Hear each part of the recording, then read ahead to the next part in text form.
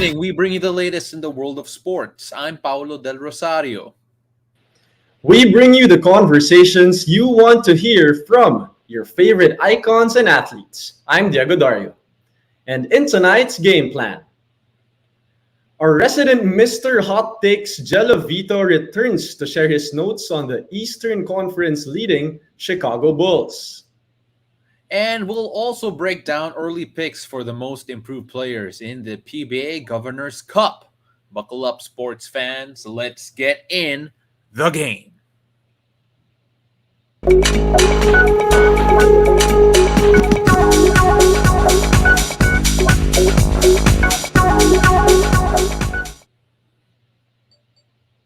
As we are always a fan of the NBA, be sure not to miss the action this weekend. On Saturday, it's the Battle of the Titans, the Chicago Bulls versus the Golden State Warriors. And then on Monday, the reigning MVP Nikola Jokic takes on the reigning Defensive Player of the Year Rudy Gobert as the Nuggets take on the Jazz.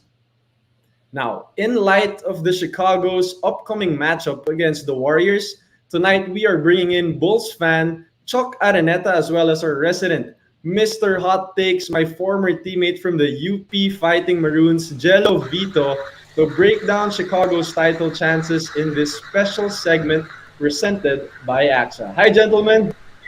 Hi, guys. What's up, Dex? What's up, Pao? Good to see you Chuck, guys I again. have to warn you, Chuck, ha? See, Jello, he's here to hurt people. He hurt my feelings. I ended up throwing my script all over the studio because of everything he said. He's just here to rile you up, okay? So, just a word of warning. Yung college career naman ni Jello, nananakit na talaga siya eh. So, this isn't gonna be anything different, diba? So, bruiser, go hard in the paint. I'm ready. Bring it on. Nanda na ako. Box out na ako ni Jello. Alright, Jegs, get him going. All right, nothing new, Jello. You don't have to be nice. You've never been nice in this show. What's your first take on Chuck Araneta's Chicago Bulls? All right. To open it up, number one, DeMar DeRozan is not yet a bona fide superstar. Woo! Why? Because for me, he lacks something. Like, I don't know if it's his killer instinct, his what we call his Mamba mentality. He's a huge fan of Kobe, no doubt. He's very vocal about it, but I don't see him as someone who's that guy, who's Kobe. And for the past few years, most of us noticed that he always disappeared during the playoffs. So the big question for DeMar DeRozan right now is, can he lead this team all the way? Not even to an entry to the playoffs or even to the second round of the playoffs. But probably it's supposed to be. I feel that he should take this team all the way to the NBA Finals. But can he do that? That's my main question right now. Ooh, Chuck, he's not a superstar. Your take on that? Ilan ba talaga yung superstars sa NBA? I mean, you've got Luka, you've got LeBron, Steph Curry, Kevin Durant. I mean, it's such, when you say superstar kasi Jello, I mean, I don't know how you define superstar, but superstar is such a subjective term. Now, I understand where you're getting at in terms of DeMar. It's obviously not, and it's not at that level. As big a Bulls fan as I am, I'm never going to say that he is on the level of a Steph Curry or of a LeBron. But Jello, this season, has anyone's stock risen more than DeMar DeRozan? He is did you know that he is one of the leading vote getters in the All-Star first ballot?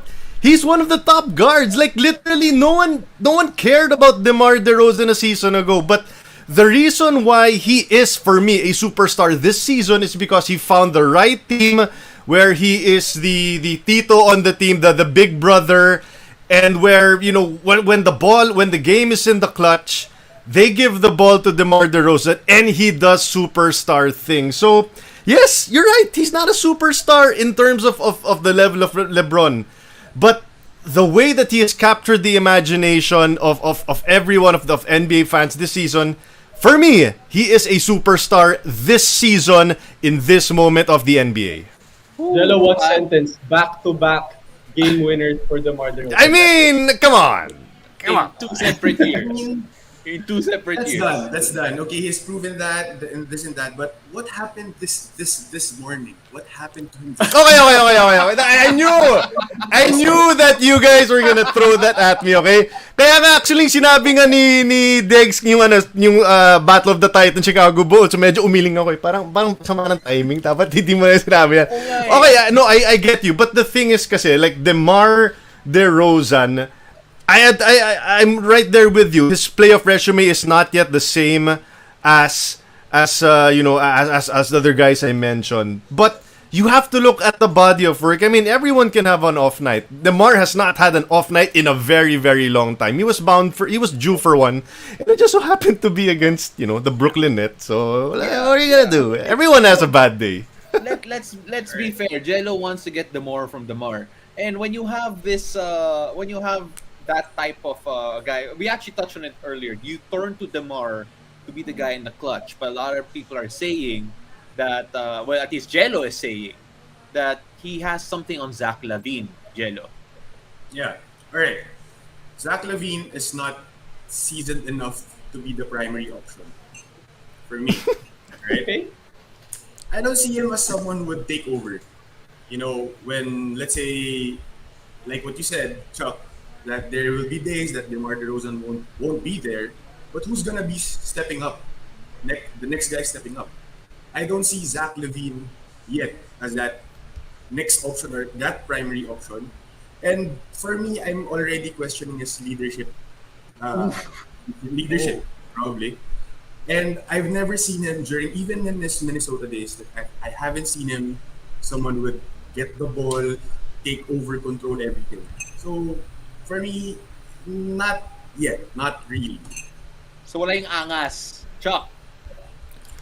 I mean, when Zach was the only, Bulls star on the team, like last season he averaged 27 points on 42% from the 3-point line. He had 5 assists and 5 rebounds and 4 assists. And the thing is, the Bulls were just so bad last year. And no matter how good an individual player is, if the rest of his team just cannot get on his level, he's obviously gonna have these kind of narratives thrown at him. The thing about Zach, though, that I've really appreciated is that tama ka, Jello, in the sense na, hindi siya alpha. Hindi siya alpha, though. He's not the guy that's going to say, you know what, okay, alam ko meron akong DeMar DeRozan, pero ako gusto ko pa rin na ako yung last shot. No, he's not that kind of a guy.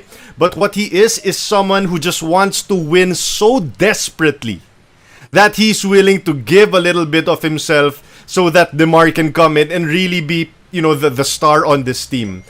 But I do believe that kapag may oras, kapag bibigyan mo ng pagkakataon si Zach LaVine, and he's shown it time and time again this season, Jello, this guy is a bucket. Like, he is absolutely a bucket. And when he's rolling, there are very, very few players that can really, be at his level. So, okay, he's not the take charge guy, but he doesn't have to be because DeMar's there. Like, for 3 quarters, Zach will go buck wild, and on the 4th, DeMar's the closer. And so far, that has been the recipe. They're number 1 in the East. Something's working so far with how Zach and DeMar are playing. I think that's right. But Jegs, I think we should ask Jello to put his last 2 takes together. Kasi feeling ko mahaba-haba yung retort ni So this I'm having so much fun. I'm having so much fun. Come on, bring it on. I'm having so much fun. You should do this every day. Jello, for your next 2 hot takes, say it together. Zach LaVine's just being unselfish, according to Chuck. So let me hear it. Let us hear it, Jels. All right. For my third one, can Billy Donovan really go all the way now with the current composition? And for me, the Bulls is just a regular season team. Woo! Woo! That's the 4th take. The Bulls are a regular season team. Chuck, I'm hurting for you. So, main exclamation points at the end of that last statement. Your call, bro. I mean, okay, the Bulls have after that debacle of a game a while ago, they've dropped to the 7th best net rating. Okay, they have the third best offensive rating, and they have the 12th best defensive rating. And if you look at the consistency with which they're playing on both levels, parang this has the makings of a championship team. Let me just throw one thing at you. What you're saying right now, Jello, about them being a regular season team, hanggang dun lang sila, pag bukas ng bright lights, parang hindi nila magagawa yan. Isn't that what everyone was saying about the Phoenix Suns last season? Yes, Wasn't everyone saying Chris Paul, Devin Booker, oh, they're a fun team, pero pagdating na ng playoffs, wala eh. I mean, si LeBron pa rin yan, si Luka. Why not the Chicago Bulls in 2022, man? I mean, I'm not gonna go as far as saying that they're the favorites, but Milwaukee, if they can stay in number 1, maaring magpapatayan yung Milwaukee tsaka yung Brooklyn in the second round, and then the Chicago Bulls only has to face one of them in the fourth round. And who's to say na hindi nila kayang masilat either of those teams or even the Miami Heat? All I'm saying is that the numbers do show that Chicago can be a contender if they are healthy. If Alex Caruso is available, if somehow Patrick Williams can come back this season, diba? But they don't have the championship resume, you're absolutely right. But that's the thing. I mean, again, think about what the Phoenix Suns did last season. Why can't the Bulls do that this season? Chuck, my answer to that will always be because they remind me of the Jazz last season, wherein they finished the top of the conference and then flamed out in the second round. I was supposed to say you can only say that to your Utah Jazz when it comes to being just a regular season. Again. So magpapadrop na kami sa in third place. Kaya kami patalo kanina, bro. Para wala nang papansin sa amin masyado. No, sumunod din kami. Nagpatalo ka four straight loss na kami. But then anyway, Jello, thank you very much for really riling up Chuck. The smile. This was fun. Yeah. Yeah, the smile he has is actually the smile of a serial killer right now, looking for you. After this I'm gonna subtweet Jello right after this show. joke lang. Again, thank you very much, Jello. Chuck, please don't go away. Again, don't miss the NBA action this weekend. On Saturday, it's the Battle of the Titans, the Chicago Bulls against the Golden State Warriors, Chacaraneta Chicago Bulls, and of course, reigning MVP Nikola Jokic takes on the reigning DPOY Rudy Gobert as the Nuggets take on the Jazz.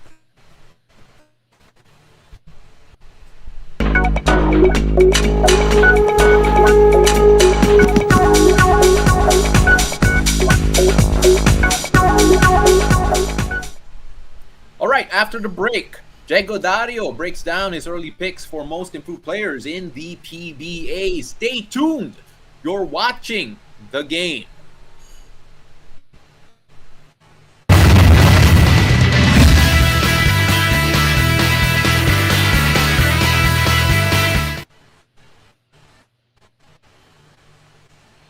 Ano ba, Jegs? We're now in the commercial break and rinig tayo sa Facebook Live.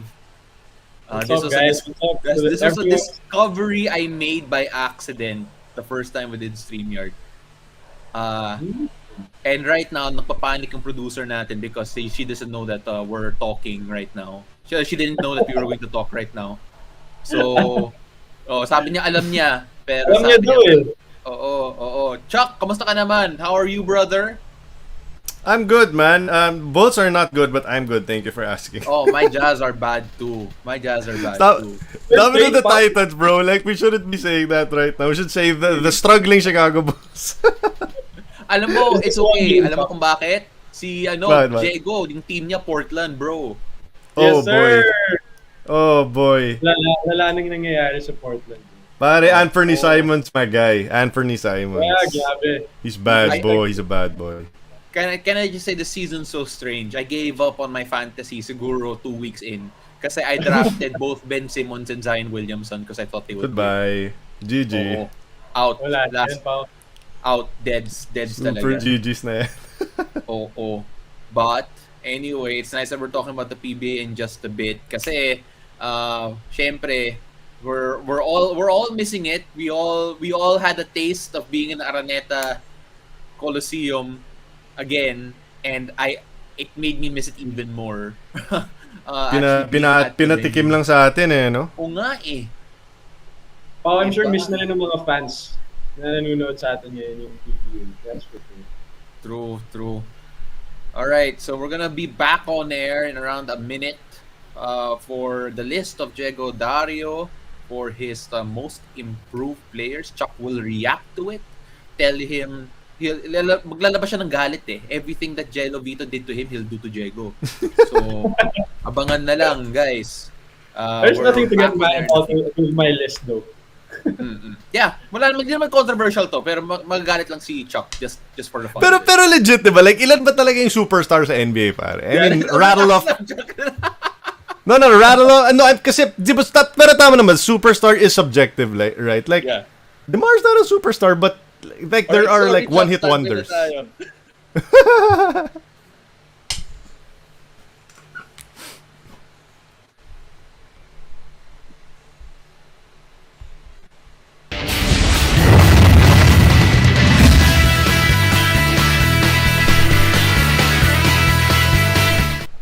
Welcome back to the game. I'm Paulo Del Rosario. And for those joining us on Facebook Live, we hope you enjoyed what has happened during the commercial break. Now, with new faces and new teams in the PBA this Governor's Cup, a couple names have started to make their case for the most improved player race. Now, tonight, my partner, PBA Rush analyst Diego Dario, shares his very early picks for most improved. And still with us is One Sports anchor, Chuck Araneta, to react violently, even if he doesn't need to react violently to the list of a Diego Dario. So, Diego, unang-una, anong criteria mo when choosing these players? Well, first of all, it's really hard to compare and to see who's really improving because a conference with an import and without an import are two really different conferences. But right now, what I based it on is I test first how they're playing on the court, and then second is their stats from the Philippine Cup compared to the early, Governor's Cup. All right. So your first pick, Jegs, again, a star already, at least a star rising with this particular ball club. Yep. So for my first pick, I got Wami Tiongson. As you can see, the stats right there. In the Philippine Cup, he averages 15 points per game, around 2 rebounds and 4 assists. Right now, though, in the Governor's Cup, he's scoring more, 18.4 points per game, 3 assists, and 2 rebounds per game. So it's really interesting how Wami is really the main guy for Terra Firma in this conference. It's not even a question anymore. All his teammates are trying to look for him on those staggered screens, pin downs, and he's embracing that kind of a role for Terra Firma. Chuck, your thoughts? You agree with it? Well, Wami's just a bucket. Like he's just absolutely a bucket, especially when he has his rhythm. And to your point, the reason then why he's improving is because Alex Cabagnot is out for the season, and Terra Firma pulled the trigger on a few trades that really robbed them of their depth. They wanted to get some experience, pero nawala si Alex. So there's gonna be a lot more responsibilities on the shoulders of Wami Tiongson, and he's proven that he can actually carry an offensive load. The problem is, does he have enough teammates to really help him towards the end game? Yeah, I agree with that completely. And right now, since syempre we're a bit short on time here, we're gonna look at the second pick, which is Chris Banchero, for that Diego picked out from Phoenix. Again, it feels like a guy who's just used to the system right now with Phoenix, and he's showing that familiarity with this group, with these players. But then I want to focus on yung third pick ni Jegs, which is Arvin Tolentino, Diego. Biggest difference in terms of stats. You can tell us why you picked him and why it's such an easy choice for you. Well, you can see that for me, he's probably gonna win the most improved player of the conference if he continues to play this way. Look at this. Philippine Cup, he just averaged 2 points per game. In the Governor's Cup, he's averaging 14. And, a lot of players down for Ginebra, and Arvin Tolentino has that next man up mentality. And he was up for it. He was up for the challenge. He was making his threes. And surprisingly, he's working on his defense. That's what Tim Cone wanted him to work on as well. Alam mo, Chuck, sabi ni Jegs that this guy is the favorite to win the most improved player. He's very early on here in the conference. The other picks that he had were Calvin Oftana and Robert Bolick. Oftana showing improved numbers in every category. Robert Bolick increased his scoring and increased his assists despite it being an import season. Do you agree na si Arvin Tolentino pa rin ang favorite to win the most improved player? So we take a look at the stats of Oftana and Bolick in just a bit.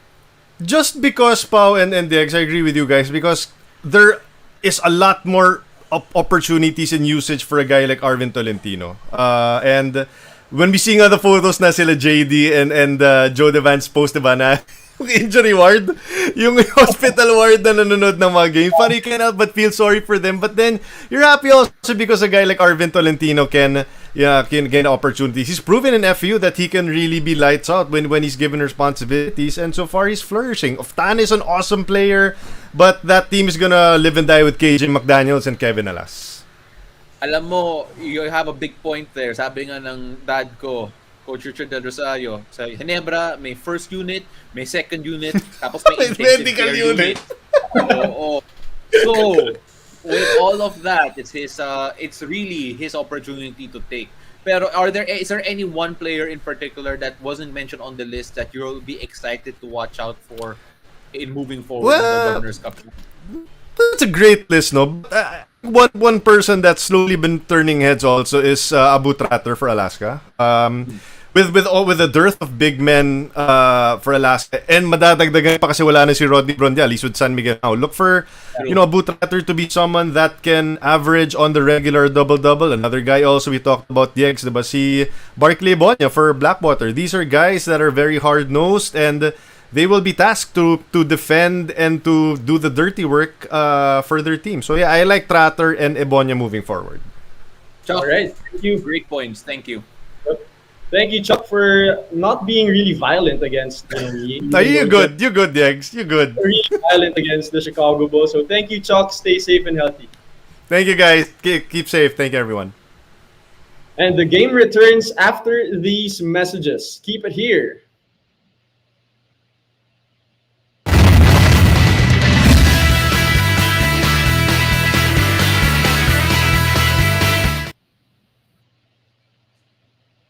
Okay. Jegs, this is how I feel eh. Nai-imagine ko na kapag yung mga American comedy talk show host, kapag may commercial gap, ito yung nangyayari. They're talking to their guests, rinig ng live studio audience. Oo. So right now, again, hello to everyone watching on Facebook Live. Jegs, may babatiin ka ba? Ako babatiin ko yung mga nanonood ng The Game, yung laging mga nagko-comment. So mag-comment lang kayo dyan sa comment section ng The Game. Alam mo, Jegs, nagulat ako. May nag-text sa akin na parang mas madami daw nanonood ng commercial break kesa sa show natin talaga. So bagong segment na to, the commercial segment. Oo. The live show, the live behind the live. Ayun. Sila yung pwede na pwede sila what do you call this? They can probably share ano yung mga gusto nilang topics na pag-usapan natin. Yeah, true. And then we'll look at it. We'll look at it for sure. Kasi, syempre, ngayon, during the pandemic, walang sports, and now we're trying to talk about the things that everyone wants to talk about. Syempre, a lot of that revolves around the NBA, volleyball coming up. Syempre, grabe, Jegs. We have something in store for all the volleyball fans next week.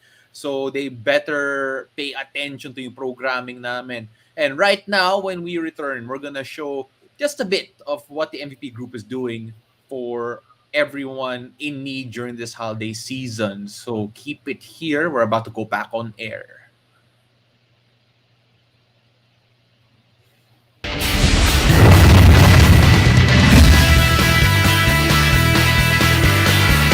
Welcome back. You're watching the game. I'm Paulo Del Rosario. The MVP group of companies, together with its partners, are in unity in spreading joy and hope this holiday season, and you can be a part of this remarkable movement. This time, the elderly of Barangay Buli, Muntinlupa received a holiday surprise. Let's watch this.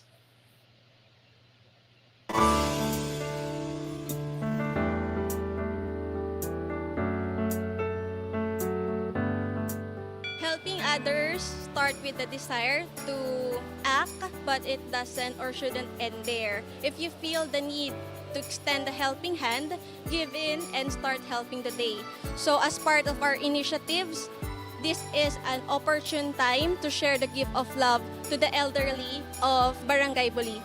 Ako'y lubos na nagagalak at nagpapasalamat sa pamunuan ng Asian Charities at ang aming barangay ang napili upang kanilang kalingain at pagkalooban ng biyaya.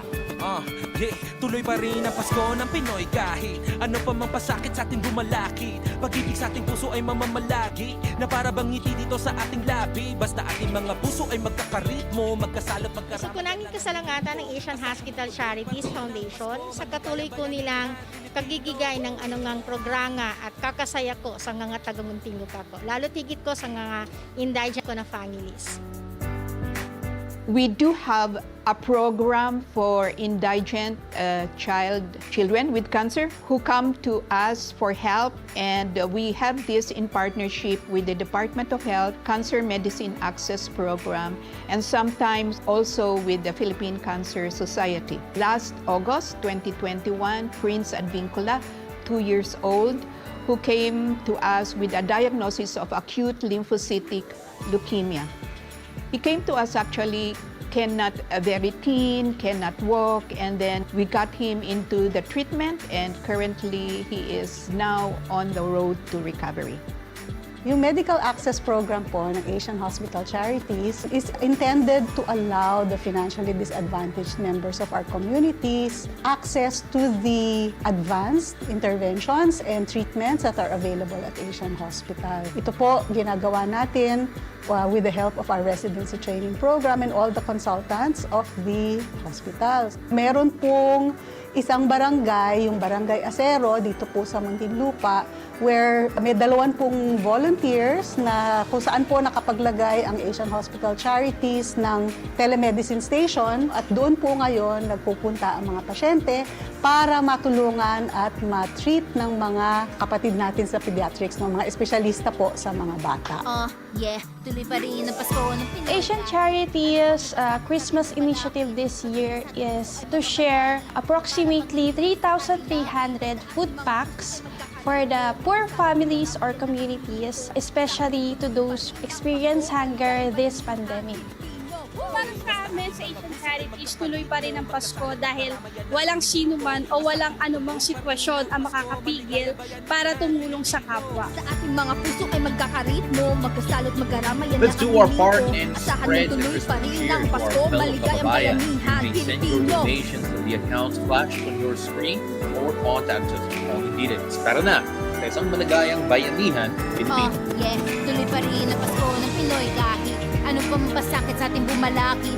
Pag-ibig sa ating puso ay mamamalagi na para bang ngiti dito sa ating labi. Thank Basta you ating for mga joining us. Stay safe. I'm Diego Dario. Catch us weeknights here on One News, One Sports, and One Sports Plus, and apparently the commercial breaks on our Facebook Live. I'm Paolo Del Rosario. This has been The Game.